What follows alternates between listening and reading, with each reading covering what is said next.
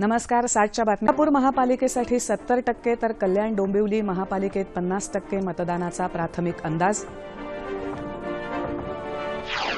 राज्यात 3 नगरपरिषदा, 62 नगरपंचायती आणि 2154 ग्रामपंचायतींसाठीही मतदान शांततेत. बिहार विधानसभा निवडणुकीच्या 4थ्या टप्प्यात सुमारे 58% मतदान.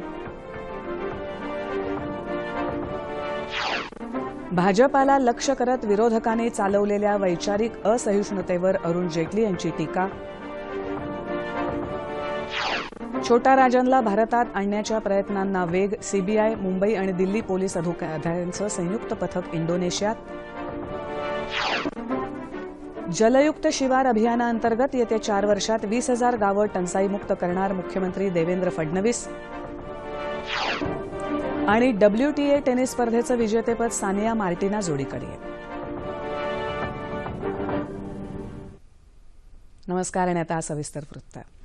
राज्यात कल्याण डोंबिवली आणि कोल्हापूर महानगरपालिकेसाठी आज मतदान झालं. कल्याण डोंबिवली महानगरपालिकेच्या निवडणुकीत 50% तर कोल्हापुरात 70% मतदान झाल्याचा प्राथमिक अंदाज आहे. काही किरकोळ घटना वगळता दोन्ही ठिकाणी शांततेत मतदान झालं. कल्याण डोंबिवलीमध्ये 12 बोगस मतदार पकडले गेले तर प्रभाग क्रमांक 23 मध्ये बोगस मतदानाच्या तक्रारीवरून शिवसेना, मनसे आणि भाजपा कार्यकर्त्यांमध्ये बाचाबाची झाली. यावेळी जमलेल्या जमावावर पोलिसांनी सौम्य लाठीमार केला. कल्याण डोंबिवली महापालिका निवडणुकीत 122 जागांपैकी 3 ठिकाणी उमेदवार बिनविरोध निवडून आलेत. 2 प्रभागांवर बहिष्कार टाकण्यात आलाय. यामुळे 117 जागांसाठी झालेल्या निवडणुकीत 750 उमेदवार आपलं नशीब आजमावत आहेत. मतदार यादीत असलेली नावं गायब झाल्यानं अनेक मतदार मतदान केंद्रांवर जाऊन निराश झाल्याचं चित्र पाहायला मिळत होतं. राज्यात सत्तेत असणारे भाजपा आणि शिवसेना या निवडणुकीत आमनेसामने ठाकले असून प्रचारादरम्यान दोन्ही पक्षांनी एकमेकांवर टीकेची झोड उठवली होती. कोल्हापूर महापालिकेसाठी अपवादात्मक प्रकार वगळता मतदान शांततेत झालं. देशात प्रथमच बायोमेट्रिक मतदानाचा प्रयोग 2 प्रभागात इथे करण्यात आला. मतदानाच्या दरम्यान किरकोळ वादावादीच्या घटना घडल्या. मतदार यादीतील घोळही काही ठिकाणी दिसून आला. या निवडणुकीसाठी भाजपा, ताराराणी महायुती, राष्ट्रवादी जनसुराज्य आघाडी, काँग्रेस, शिवसेना अशी लढत होत आहे. राज्याचे सहकार मंत्री आणि जिल्ह्याचे पालकमंत्री चंद्रकांत पाटील, खासदार धनंजय महाडिक, आमदार राजेश क्षीरसागर, माजी मंत्री सतेज पाटील यांनीही आपापल्या मतदान केंद्रांवर आज मतदान केलं. 81 जागांसाठी 506 उमेदवारांचं भवितव्य आज मतदान यंत्रात बंद झालं आहे. शिवसेना, भाजपासह सर्वच राजकीय पक्षांनी ही निवडणूक प्रतिष्ठेची केली असल्यानं निकालाबाबत उत्सुकता शिगेला पोचली आहे. राज्यात 3 नगरपरिषदा, 62 नगरपंचायती तसंच 21 जिल्ह्यातल्या 2154 ग्रामपंचायतींसाठीही आज मतदान झालं. सोलापूर जिल्ह्यात 11 तालुक्यातल्या 487 ग्रामपंचायतींसाठी मतदान झालं. गडचिरोली जिल्ह्यात 6 नगरपंचायत निवडणुकींसाठी चोख पोलीस बंदोबस्तात मतदान झालं. 102 जागांसाठी 483 उमेदवार इथे आपलं नशीब आजमावत आहेत. सकाळी 7 वाजल्यापासून सर्वच मतदान केंद्रांवर नागरिकांच्या रांगा लागल्या होत्या. चारमोशी, एटापल्ली, भामरागड, अहेरी, सिरोंचा, मुलचेरा या 6 नगरपंचायती नक्षलवादाच्या दृष्टीनं संवेदनशील मानण्यात येतात. नक्षलवाद्यांनी निवडणुकीवर बहिष्कार टाकण्याचं आवाहन केल्याच्या पार्श्वभूमीवर जंगल परिसर आणि गावागावात चोख सुरक्षा व्यवस्था ठेवण्यात आली होती. वर्धा जिल्ह्यात आष्टी, करंजा, सेलू आणि समुद्रपूर या 4 नगरपंचायतींसाठी मतदान झालं. बीड जिल्ह्यातल्या नवनिर्मित आष्टी, पाटोदा, शिरूर आणि वडवणी नगरपंचायतींसाठी झालेल्या मतदानात मतदारांचा उत्साह दिसून आला. नांदेड जिल्ह्यात 556 ग्रामपंचायतींसाठी मतदान झालं. रत्नागिरी जिल्ह्यात नगरपरिषदेच्या प्रभाग क्रमांक 2 आणि 4 मध्ये पोटनिवडणुकीसाठी मतदान झालं. जिल्ह्यातल्या मंडणगड ग्रामपंचायतीचं नगरपंचायतीत रूपांतर झाल्यानंतर पहिल्यांदाच होत असलेल्या निवडणुकीसाठी उमेदवार आणि मतदारांमध्येही उत्साह होता. अहमदनगर जिल्ह्यात अकोले, कर्जत आणि पारनेर या 3 तालुक्यांच्या ठिकाणी नव्यानं निर्माण झालेल्या नगरपंचायतींसाठी मतदान झालं. लातूर जिल्ह्यात जळकोट, चाकूर, देवणी आणि शिरूर, अनंतपाळ या 4 नगरपंचायतींसाठी मतदारांचा मोठा उत्साह दिसून आला. सिंधुदुर्ग जिल्ह्यात वैभववाडी आणि कसई दोडामार्गच्या पहिल्या नगरपंचायत निवडणुकीसाठी मतदान शांततेत झालं. या निवडणुकीची मतमोजणी उद्या होणार आहे.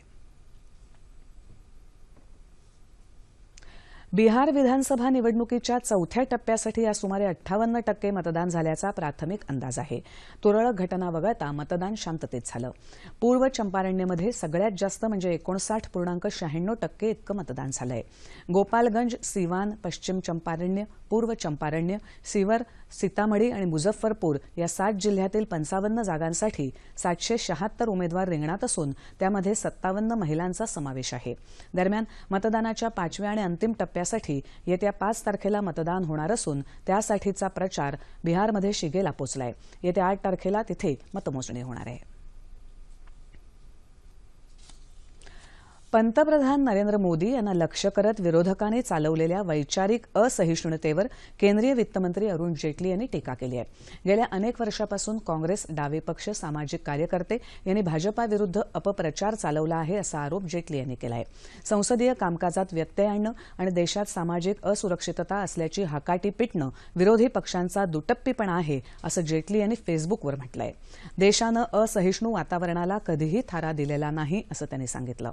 दादरी घटना अपवादात्मक, दुर्दैवी आणि निषेधार्ह आहे असंही ते म्हणाले. गेल्या 17 महिन्यांमध्ये केंद्र सरकारनं हाती घेतलेल्या उपाययोजनांमुळे जागतिक बँकेच्या अहवालात भारताचं स्थान उंचावलं आहे असंही त्यांनी स्पष्ट केलं आहे. कुख्यात गुंड छोटा राजन याला भारतात आणण्याच्या प्रयत्नांनी वेग घेतलाय. सीबीआय, मुंबई पोलीस आणि दिल्ली पोलीस अधिकाऱ्यांचं संयुक्त पथक आज इंडोनेशियाची राजधानी जकार्ता इथे दाखल झालं. भारतीय दूतावासाचे प्रधान सचिव संजीव कुमार अगरवाल यांनी आज बाली इथल्या तुरुंगात जाऊन छोटा राजनची भेट घेतली अशी माहिती वृत्तसंस्थेनं दिली आहे. ऑस्ट्रेलियातून बाली इथे आल्यावर छोटा राजन याला इंडोनेशियाच्या पोलिसांनी विमानतळावर अटक केली होती. इंटरपोलनं बजावलेल्या रेड कॉर्नर नोटिसीचा आधार घेऊन ही कारवाई करण्यात आली होती. भारत आणि इंडोनेशिया दरम्यान प्रत्यार्पण करार झालेला नसल्याच्या पार्श्वभूमीवर छोटा राजन याचा ताबा मिळावा यासाठी भारतीय अधिकाऱ्यांनी छोटा राजन भारतीय असल्याची कागदपत्र इंडोनेशियन पोलिसांकडे सुपूर्द केली आहेत. जलयुक्त शिवार अभियानाअंतर्गत येत्या 4 वर्षात 20,000 गावं टंचाईमुक्त करण्याचा मानस मुख्यमंत्री देवेंद्र फडणवीस यांनी व्यक्त केला आहे. नागपूरमध्ये श्रमिक पत्रकार भवनात ते आज पत्रकारांशी बोलत होते. जलयुक्त शिवार अभियानात लोकसहभाग वाढवून पहिल्या टप्प्यात 5,000 गावात जलसंधारणाची कामं हाती घेतल्याचं मुख्यमंत्र्यांनी सांगितलं. उद्योगातील गुंतवणूक, शेतकऱ्यांना वीज जोडण्या, पीक कर्जात 1.5 पटीनं वाढ, सावकारी कर्जातून मुक्तता याबाबत निर्णय घेतल्याची माहितीही त्यांनी यावेळी दिली. प्रलंबित सिंचन प्रकल्पाला सुधारित प्रशासकीय मान्यता देण्याचा शासनाचा प्रयत्न असून पुनर्वसनासाठी अधिक निधी उपलब्ध करून दिलाय. नागपूर ते मुंबई कम्युनिकेशन एक्सप्रेस वेसाठीचं काम 2016 मध्ये निश्चित सुरू होईल अशी ग्वाहीही त्यांनी यावेळी दिली. यामुळे विदर्भ, मराठवाडा आणि उर्वरित महाराष्ट्राची अर्थव्यवस्था बदलून जाईल असा विश्वास त्यांनी व्यक्त केला. पत्रकारांच्या समस्या आणि अडचणींचं निराकरण होईल असा विश्वासही त्यांनी यावेळी दिला. राज्य सरकारला 1 वर्ष पूर्ण झाल्यानिमित्त भारतीय जनता पार्टीच्या वतीनं लातूरमध्ये आज लोकसंवाद कार्यक्रमाचं आयोजन करण्यात आलं होतं. वैशाली बौद्ध विहारचे विश्वस्त केशव कांबळे या कार्यक्रमाच्या अध्यक्षस्थानी होते. सरकारच्या गेल्या वर्षभराच्या काळात काही कामं चांगली झाली आहेत. या सरकारनं मागासवर्गीयांच्या कल्याणासाठी, त्यांना ताठ मानेनं जगता यावं यासाठी सर्व प्रकारच्या मागासवर्गीय आर्थिक विकास मंडळाला निधी देण्याची मागणी कांबळे यांनी यावेळी केली. राज्यमंत्री विजय देशमुख यांच्यासह स्थानिक भाजपा नेते यावेळी उपस्थित होते. दरम्यान शाहू महाविद्यालयाच्या मैदानावर जखमी झालेले माहिती अधिकार कार्यकर्ते मल्लिकार्जुन भाई कट्टी यांनी विजय देशमुख यांची भेट घेतली. कट्टींना मारहाण केलेल्या आरोपींना तातडीनं अटक करण्यासाठी जिल्हा पोलीस अधीक्षकांशी बोलणार असल्याचं देशमुख यांनी यावेळी सांगितलं. या प्रकरणात पोलीस किंवा कर्मचारी सहभागी असतील तर त्यांच्यावर कारवाई केली जाईल अशी ग्वाहीही त्यांनी यावेळी दिली. कोल्हापूर जिल्ह्यात तयार होणाऱ्या गुळाला आंतरराष्ट्रीय बाजारपेठ निर्माण व्हावी यासाठी हा गुळ नैसर्गिक आणि रसायनविरहित असणं आवश्यक आहे असं मत कोल्हापूर इथे आयोजित केलेल्या गुऱ्हाळघर चालकांच्या कार्यशाळेत मान्यवर कृषी तज्ज्ञांनी व्यक्त केलं आहे. अन्न आणि औषध प्रशासन आणि राज्य कृषी पणन मंडळ यांच्या वतीनं जिल्ह्यातल्या गुऱ्हाळघरांसाठी ही कार्यशाळा घेण्यात आली होती. अन्न आणि औषध प्रशासनाचे सहाय्यक आयुक्त S.M. देशमुख, किरण शिराळकर, ऊस गुळ संशोधन केंद्राचे डॉक्टर S.M. नेवकर यांनी गुळ उत्पादक शेतकऱ्यांना मार्गदर्शन केलं. गुळाची बाजारपेठ विस्तारण्यासाठी कृषी पणन विभागाच्या वतीनं अंमलात आणलेल्या योजनांची माहिती या कार्यशाळेत देण्यात आली. गुऱ्हाळघरांचे ऑनलाईन परवाने नोंदणी याबाबतची माहितीही यावेळी देण्यात आली. नैसर्गिक पद्धतीनं गूळ कसा तयार करावा याबाबत गडिंग्लजचे प्रगतिशील शेतकरी अरुण देसाई यांनी या कार्यशाळेत माहिती दिली. उस्मानाबाद जिल्ह्यात 3 वर्षापासून दुष्काळाचं संकट असल्यामुळे पिण्याच्या पाण्यासाठी टँकर लावावे लागत होते. मात्र शासनाच्या पाणी साठवा गाव वाचवा या अभियानाअंतर्गत एकाच वेळी जिल्ह्यात लोकसहभाग आणि श्रमदानाद्वारे एका आठवड्यात 2655 बंधारे बांधून झाले. गेल्या वर्षी उस्मानाबाद जिल्ह्याच्या काही भागात चांगला पाऊस झाला. ओढ्यांमधून वाहून जाणारं पाणी अडवण्यासाठी पाटबंधारे विभागाने वनराई बंधारे बांधण्यासाठी पुढाकार घेतला. शासकीय अधिकारी, ग्रामस्थ आणि विद्यार्थी या सर्वांनी या बंधारे बांधण्याच्या कामासाठी श्रमदान केलं आणि जिल्ह्यातील प्रत्येक गावात एकाच दिवशी या कामाला सुरुवात झाली. वनराई बंधारे झाल्यामुळं 2-4 महिने पाणी थांबून राहतं. त्याचं पर्क्युलेशन होऊन 5-6 शेतकऱ्याला चांगला फरक पडला त्याचा. पहिल्या वर्षी एक झाल्यामुळं गेल्या वर्षी 2 बंधारे झाले. ह्या वर्षी पाऊस काळ थोडा कमी दिसल्यामुळं ही एकच बंधारा केलेला आहे. तरी चांगला फायदा शेतकऱ्याला या वनराई बंधाऱ्याचा होतोय. शासनाच्या निधीवर अवलंबून न राहता लोकसहभागातून हे बंधारे तयार करण्यात आले. त्यामुळे 300 कोटी लिटर पाणी अडवलं गेलं असून 1000 हेक्टर जमिनीला या पाण्याचा फायदा झाला आहे. बंधाऱ्याच्या आजूबाजूला असणाऱ्या बोअरवेल आणि विहिरींना त्यामुळे पाणी वाढलं आणि शेतकऱ्यांना दिलासा मिळाला. पाणी अडवल्यामुळे बरेच असे बोर ह्या भागामध्ये 500-700 फुटाचे बोर आहेत. ते पूर्ण कोरडे असताना आज ह्या पाणी अडल्यामुळे ते बोर चांगल्या प्रकारे 2.5-3 इंच पाणी देत आहेत. इथल्या विहिरी कोरड्या पडलेल्या होत्या. त्या विहिरीला जवळजवळ आता ह्या कंडिशनला 10-12-15 फुटावर पाणी विहिरीचं वाढलेलं आहे. एकाच दिवसात 1213 बंधारे बांधून उस्मानाबाद विभागाने केलेल्या या विक्रमाची नोंद लिम्का बुक ऑफ रेकॉर्डने घेतली. एवढे वनराई बंधारे एका दिवसात किंवा 8 दिवसात कुणी बांधलेले आहेत का? तर आम्हाला असं दिसून आलं की या राज्यामध्ये नाही तर देशातच एवढे बंधारे एका दिवसात किंवा 7 दिवसात असे कुणी बांधलेले नाहीत. प्रत्येक ठिकाणी शासन काम करेल याची वाट न पाहता लोकसहभागातून अनेक लोकोपयोगी कामं करता येऊ शकतात, हेच उस्मानाबाद जिल्ह्याने दाखवून दिलं आहे. आणि आता टेनिसच्या मैदानावरची बातमी. सिंगापूरमध्ये सुरू असलेल्या WTA टेनिस स्पर्धेचं विजेतेपद अव्वल मानांकित सानिया मिर्झा आणि मार्टिना हिंगीस जोडीनं पटकावलंय. आज झालेल्या अंतिम सामन्यात सानिया मार्टिना या इंडो स्विस जोडीनं 8व्या मानांकित गार्बिन मुगुरुजा आणि कार्ला सुओरज नवारो या स्पॅनिश जोडीचा 6-0, 6-3 अशा सरळ सेट्समध्ये पराभव केलाय. सानिया मार्टिना या जोडीचं या मोसमातलं हे 9वं विजेतेपद आहे.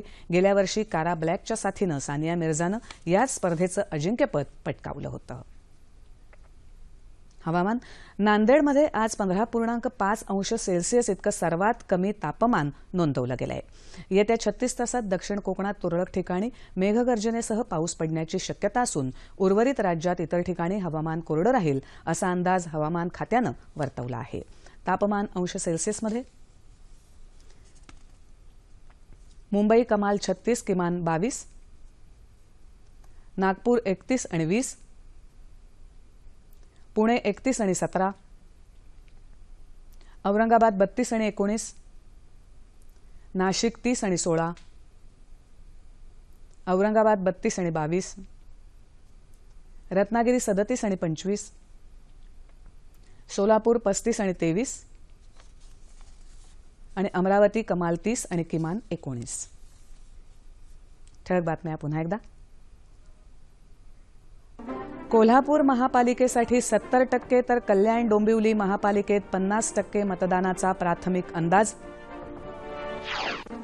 राज्यात 3 नगरपरिषदा, 62 नगरपंचायती आणि 2154 ग्रामपंचायतींसाठीही मतदान शांततेत. बिहार विधानसभा निवडणुकीच्या 4थ्या टप्प्यात सुमारे 58% मतदान. भाजपाला लक्ष्य करत विरोधकांनी चालवलेल्या वैचारिक असहिष्णुतेवर अरुण जेटली यांची टीका. छोटा राजनला भारतात आणण्याच्या प्रयत्नांना वेग. सीबीआय, मुंबई आणि दिल्ली पोलीस अधिकाऱ्यांचं संयुक्त पथक इंडोनेशियात. जलयुक्त शिवार अभियानाअंतर्गत येत्या 4 वर्षात 20,000 गावं टंचाईमुक्त करणार मुख्यमंत्री देवेंद्र फडणवीस. आणि WTA टेनिस स्पर्धेचं विजेतेपद सानिया मार्टिना जोडीकडे. याबरोबरच हे बातमीपत्र संपलं. कल्याण डोंबिवली आणि कोल्हापूर महापालिका निवडणुकांसंदर्भात चर्चा करण्यासाठी ज्येष्ठ पत्रकार विनायक पात्रोडकर आज 9:30च्या बातमीपत्रामध्ये येत आहेत. तेव्हा पुन्हा भेटूया पुढच्या बातमीपत्रात आपल्या सह्याद्री वाहिनीवर. नमस्कार.